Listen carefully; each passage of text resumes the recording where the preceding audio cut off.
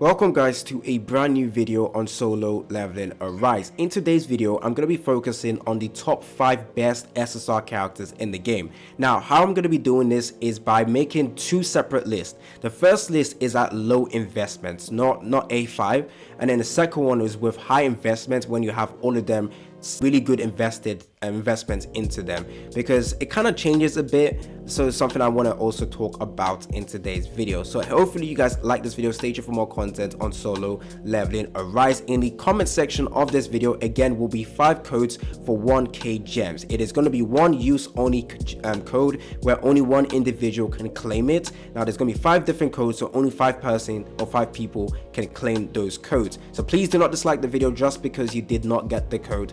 Every single video moving forward will always have 5 different codes available, and then on Monday or on Tuesday I'm going to be doing a massive giveaway again where I'm going to be giving out 100 codes of the 1k gems. So stay tuned for that, and we have more videos coming out on solo leveling Arise just because I love this game. We'll be covering the game moving forward even more as well. So continue to support the channel by liking the video, going over to Netmarble's content creator program to support me via that way as well. Show your support to the channel, like the video, subscribe, and let's carry on with the video. So I want to talk about the top 5 characters in the game. Now, if you guys disagree, let me know down in the comment section. Like, let me know if you disagree. Tell me your opinions. And if you think my list is absolutely garbage, again, let me know down in the comment section by going over your own list as well. And if you disagree with certain characters' positioning, make your own list. Let me know down in the comment section. Let's carry on with the video. Now, number 1, straight up, we already know, is Hae-In. Hae-In, oh yeah, this is for the low investment one. So like A1 or A0 to like A3. Those are literally like not low investment, but like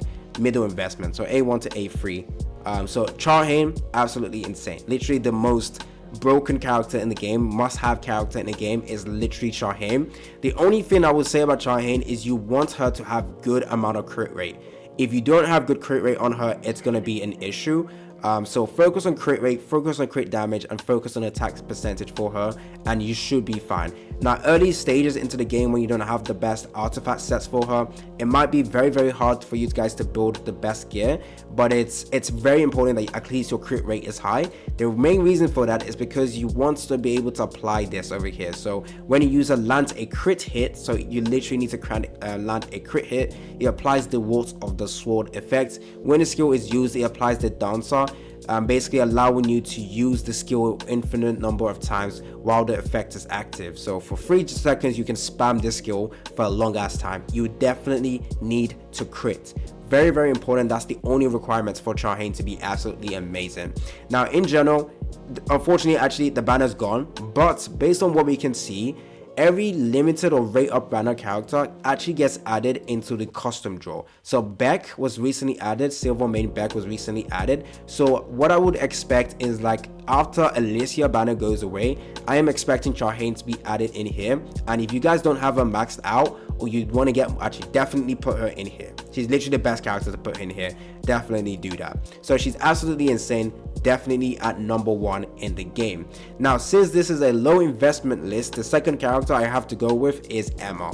Now Emma, honestly, most of the stages where you need to use a Hunter, Emma is literally my go-to character. Literally, even endgame content as well, when you're trying to rank as high as possible, having Emma is very important because of that huge AoE she has with her first skill over here. The damage from her is also pretty good. She's a great break character. She is the best support character for fire mains. So if you guys have Choi, she is the best support character. Now, people say that, but I'm just going to let you know, her support capabilities is not that insane. It's literally not that insane. Now, for heat emission, she basically increases, okay, first we focus on heat absorption. Now, I will say at A3, I think it's the best for her because now she can apply heat absorption, which will allow you to give shield to your characters as well, which is actually very helpful. So I do think A3 for her is pretty good, like pretty good. So yeah, with heat absorption, basically, this is for her, increasing users defense by 77%. It's not that insane. Users recover equal, this is not insane as well. The shield is the only good part out of all the heat absorption. That's just what I'm gonna say. For heat emission, she gives this to the teammates, to your allies, increasing defense penetration, not by a huge amount, but it's still useful. And then the second part is for fire damage. So if you're using Choi, and in future if you get more fire DPS, actually no, the next fire character we get is probably going to be a support unit. Yeah, but anyway, she increases the user's fire damage by like 7.77%, and then at 15 instances she applies this effect to the team member. So very, very useful over here.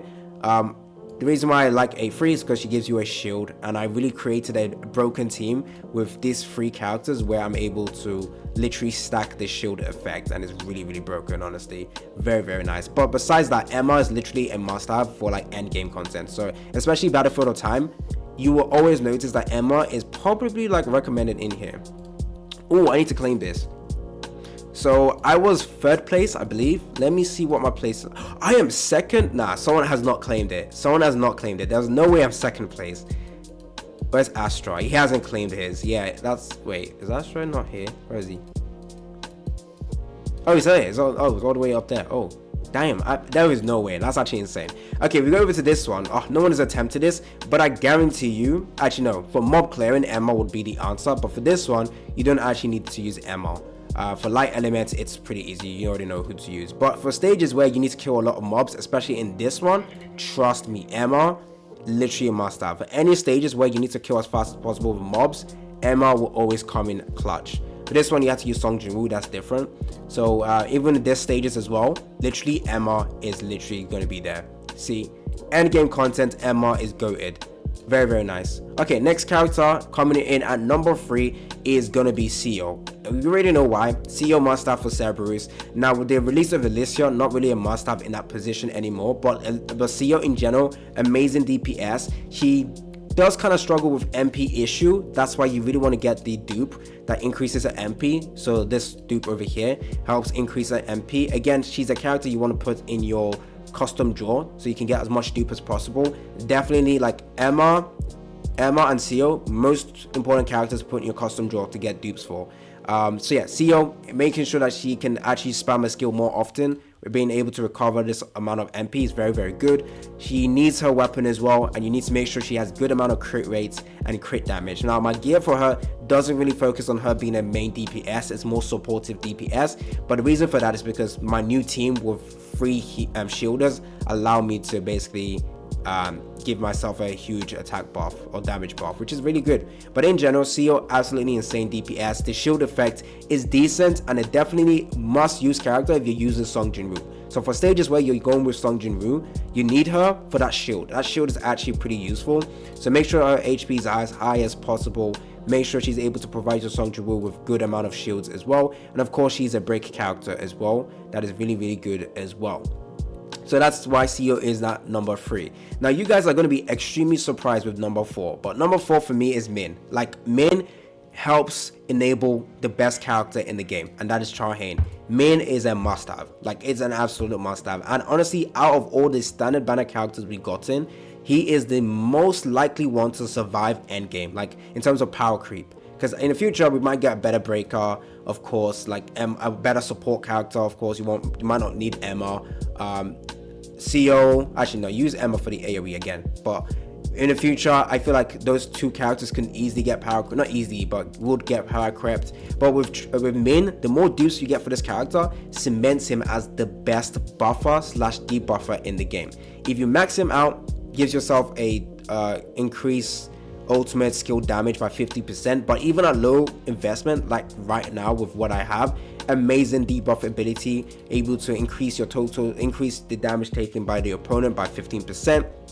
His heals, let's not talk about the heals. The heals are not that great, so we're just gonna ignore that. But the ability to buff up the crit rate and crit damage with his ultimate skill for any stage where you want to kill the boss as fast as possible.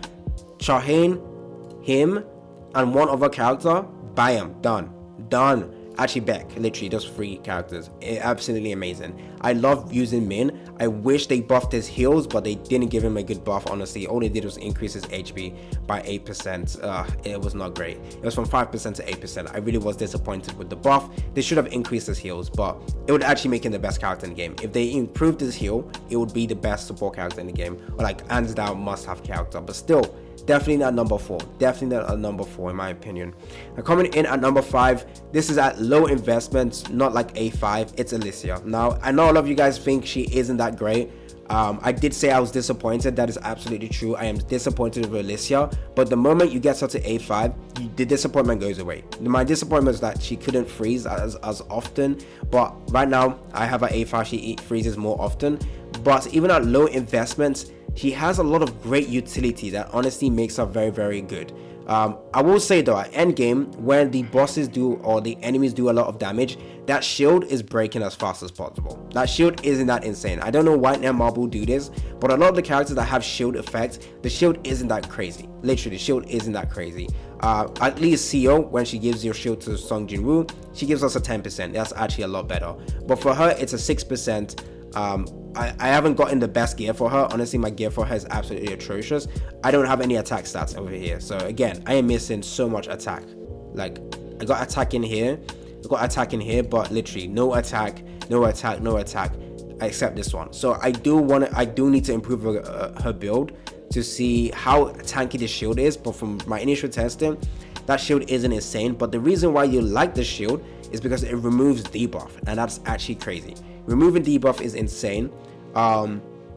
Again, the freeze ability broken. Any CC is broken right now, simply because there is no good healer, and you want to make sure you can protect your allies, protect your characters. So by CCing the opponents, making sure they don't move, that is a really good way to protect your characters, whilst also, you know, helping you deal extra damage, because by them being frozen, you can just focus on dealing the most amount of damage. So it actually helps you guys a lot. It is better than Min's heal in general. So again, very, very good ability.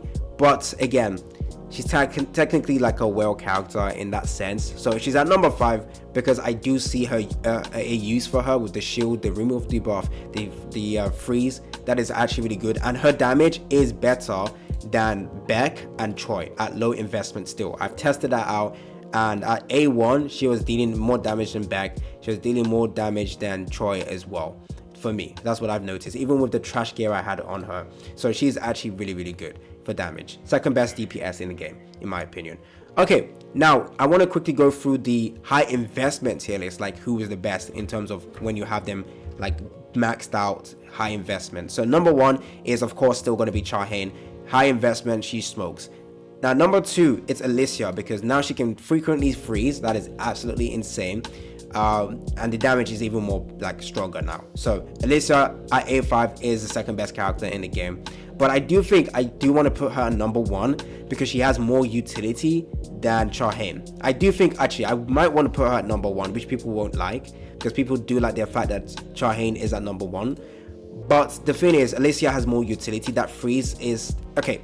Both damage are comparable, but of course, Hae-In probably does 10% more damage than Alicia. But I still think that freeze, the shield, accounts for that 10%. It makes it worthwhile, and plus she also has really good AOE with her skills as well.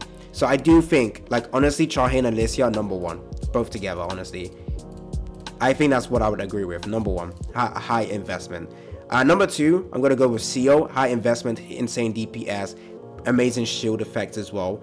Number 3 is going to be Emma as well.